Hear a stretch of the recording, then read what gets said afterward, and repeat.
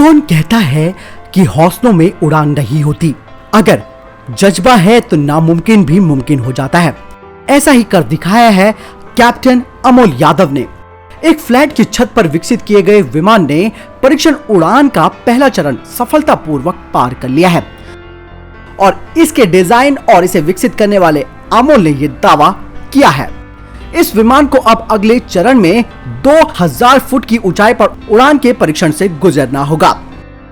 Captain Amol Yadav ने यह जानकारी दी है। कैप्टन अमोल यादव पिछले 20 सालों से पूरी तरह से भारत निर्मित विमान पर काम कर रहे हैं। यादव ने इस विमान को महाराष्ट्र के कांदिवली में अपने घर की छत पर खुद डिजाइन और विकसित किया है।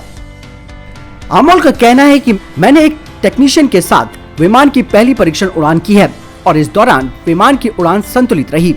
ये काफी अच्छी रही। यादव ने कहा कि इस उड़ान में ये देखा गया है कि जमीन से ऊपर उठने के बाद विमान की उड़ान संतुलित रहती है या नहीं।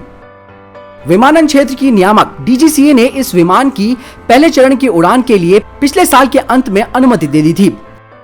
यादव ने कहा कि इस परीक्षण उड़ान के लिए बीमे की जरूरत थी जो कि काफी बड़ी थी। मैंने अपने परिवार के सदस्यों की मदद से इसे हासिल किया है। मैंने वो सब कुछ किया जो कि नागरिक उड्डयन महानिदेशालय को इस परीक्षण उड़ान से पहले चाहिए था। उन्होंने कहा कि परीक्षण उड़ान के दौरान विमान 15 से 20 सेकंड हवा में रहा और उसके बाद सुरक्षित जमीन पर उतर आया। यादव ने कहा कि अगले चरण की उड़ान जोखिम है। यदि हम आगे बढ़ते हैं तो हमें कम से कम 1 से 1.5 करोड़ रुपए की आवश्यकता होगी। इसीलिए हमें धन जुटाना होगा।